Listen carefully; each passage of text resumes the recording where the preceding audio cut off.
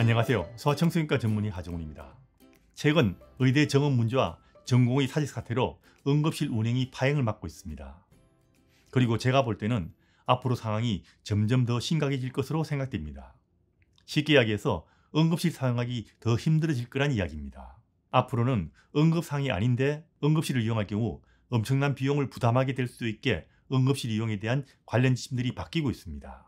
소아과가 문을 닫는 추석 연휴도 다가오기 때문에 오늘은 아이 키우는 부모들이 밤에 응급실을 가야 하나 말아야 하나 하는 문제로 제일 흔히 고민하는 열나는 아이들의 응급실 가는 문제에 대해서 상세하게 알려드리겠습니다. 결론부터 먼저 말씀드리면 아이가 밤에 열이 나면 해열제 먹이고 아침이 되면 소아과를 방문하시면 됩니다. 거의 대부분 열나는 아이는 이렇게 하시면 됩니다. 열날 때 응급실 가야 하는 경우는 뒷부분에서 알려드리겠습니다. 우선 알아두실 것은 열나는 것은 그 자체로는 응급이 아닙니다. 고열이 나더라도 대부분의 경우는 응급이 아닙니다. 전 세계에서 아이에게 다른 심각한 문제가 없이 단지 고열이 난다고 응급실을 이렇게 큰 부담 없이 쉽게 이용하는 나라는 우리나라가 거의 유일한 것으로 알고 있습니다. 이런 환자가 너무 많다 보니 진짜 정작 응급인 환자들이 응급실을 제대로 이용하지 못하는 사태가 발생하는 것 또한 우리나라의 현실입니다. 앞으로는 이렇게 열난다고 응급실을 달려가기 힘들어질 거라고 보기 때문에 열날 때의 대처 방안과 응급실을 꼭 가야 하는 경우에 대해서는 미리 알아두시는 것이 좋을 겁니다. 그럼 열이 나면 어떻게 해야 될까요? 밤에 갑자기 열이 나면 해열제를 먹이고 아침에 소아과에 가시면 됩니다. 이게 일반적으로 권장하는 방법입니다. 물론 세계적으로 아이가 밤에 열이 나도 고열이 나도 응급실을 방문하기는커녕 다음 날에도 소아과 의사를 바로 볼 수 있는 나라도 흔치 않습니다. 우리나라에서는 의료에 대한 불만들이 많지만 의료 접근성은 의료 대란이라는 지금 현재도 전 세계에서 거의 최고 수준입니다. 오늘은 열이 날 때 현재 소아과 진료를 받고 있지 않는 아이를 기준으로 이야기합니다. 열이 날 때 소아과 진료를 받는 것이 좋지만 가능하면 빨리 소아과 진료를 받아야 하는 경우도 있습니다.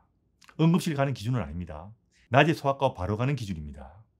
특히 열이 날 때는 열나는 아이의 나이가 중요한데 생후 3개월 미만의 아이들이 열이 나거나 3개월부터 6개월 미만의 아이가 38도 이상의 열이 나거나 6개월 이상의 아이가 39도 이상의 열이 날 때는 해열제 먹고 기다리고 이런 거 하지 말고요. 바로 소아과 진료를 받는 것이 좋습니다.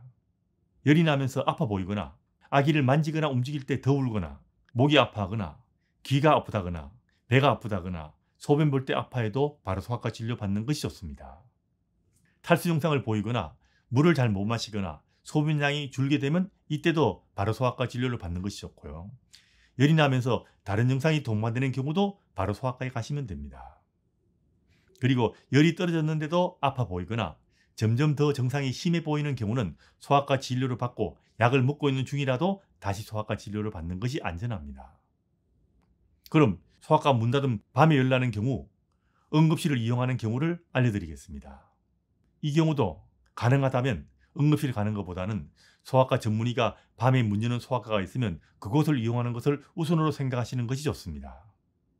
열이 있는 아기가 목이 뻣뻣하거나 빛에 민감하거나 많이 아파 보이거나 심하게 처지거나 많이 불안해 보이거나 많이 보채거나 탈수 증상이 심해 보이면 응급실을 이용할 수 있습니다. 열성경련이라고 의심이 되어도 경련을 처음 하는 경우는 응급실로 가서 확인하는 게 좋고요. 손발이 비정상적으로 차가운 경우나 피부 색깔이 파랗게 변하거나 얼룩덜룩해질 때도 응급실을 방문하는 것이 좋습니다. 호흡이 곤란하거나 숨이 가쁠 때 이런 때는 당연히 밤이라도 응급실을 가는 것이 좋겠죠. 이외에도 다른 심한 증상이 동반되는 경우는 열과는 별개로 응급실을 가야 하지만 고열이 난다는 그 자체만으로는 응급실 가는 기준이 아니란 이야기입니다. 물론 아기의 상태를 부모가 이해할 수 없거나 너무너무 고민스럽다면 응급실 가는 것도 도움이 될 수 있지만 고열이 난다는 것만으로는 응급실 가는 것은 바람직하지 않습니다. 그래도 고열 나는데 밤이라도 바로 응급실 가서 진료받으면 좋지 않을까요? 이렇게 생각하시는 분도 있죠. 그런데 그거 아닙니다. 부모는 편할지 모르겠지만 아이들에게는 여러모로 곤란할 수 있기 때문에 고열이 나더라도 낮이 아닌 밤에 아이를 데리고 응급실 가는 것은 피하는 것이 좋습니다. 밤에 응급실 가면요. 동네 소아과 진료받듯이 바로 진료받기 힘들 겁니다. 다른 응급환자라도 있으면 몇 시간을 기다리기도 하고요. 심지어 새벽까지 기다릴 수도 있습니다. 그리고 한밤에 응급실 다녀온 후 수면 습관, 식습관, 훈육 모든 것이 다 엉망이 되는 경우도 드물지 않게 봅니다. 아픈 아이는 쉬는 것이 중요한데 밤에 응급실 가서 이렇게 잠도 못 자고 고생하게 되면 병 치료가 더 힘들 수도 있습니다. 그리고 응급실 아닌 동네 소아과에 가더라도 심한 경우가 아니라면 아이가 자야 하는 저녁 시간에 소아과에 가는 것은 역시 바람직하지 않습니다. 그리고 응급실 가는 경우는요, 다른 심한 병에 옮을 수 있다는 것도 문제가 됩니다. 아픈 아이는 컨디션이 안 좋기 때문에 잘 자는 것이 중요합니다. 그래서 자야 되는 밤에 응급실 가서 진료받다 보면 쉬기 어려워서 더 힘들어질 수 있고요. 그래서 특별한 문제가 없다면 고일이나 하더라도 해열제 먹고 아침에 소아과에 가는 것이 아이에게 더 좋을 수 있다는 겁니다. 그리고 회복 후에 일상으로 복귀하는 것도 더 쉬워질 수 있고요. 그럼 열성경이 생기는 경우가 있죠. 이런 경우가 문제가 되지 않을까요? 그렇게 고민하시는 분들이 많습니다. 그런데 열성경련은 그 자체가 정말 겁나 보여도 아이들에게 문제가 되지는 않습니다. 특히 5분 이내로 열성경련 하는 경우는 나중에 아이들에게 문제를 일으키지 않는다는 것이 의학적인 견해입니다. 열성경련을 하게 되면 부모들은 우리 아이가 경련선 질환으로 넘어가는 것은 아닌가 고민하시는데 열성경련 때문에 경련선 질환이 되는 것은 아니라고 보시면 됩니다. 하지만 원래 그런 병을 가진 아이들이 열이 날 때 열성경련을 더 잘하기 때문에 그런 오해가 생길 수 있는 거죠. 다만 첫 번째 열성경련을 할 때는 초보 부모들의 경우는 판단이 힘들 수 있기 때문에 응급실을 방문할 수 있습니다. 하지만 첫 번째라도 공부 좀 열심히 하셔가지고 열성경련이 확실하다 이렇게 생각되는 경우는 응급실로 꼭 가야 하는 것은 아닙니다. 열성경련에 대해서는 따로 영상을 만들어서 올려드리겠습니다. 그래도 고열나면 뇌 손상 받는데요 이런 말 하시는 분들이 있습니다. 실제로 예전에는 그런 사람들이 좀 있었더랬습니다. 그런데 고열은 고열 자체가 문제가 되는 것은 아니고요. 고열을 일으키는 병이 문제인 겁니다. 옛날에는 실제로 고열 걸려서 머리 나빠지는 병들이 있었습니다.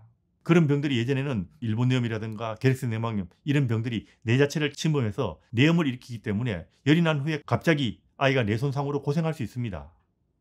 근데 요즘은 이런 병 거의 보기 힘들죠. 접종 때문에.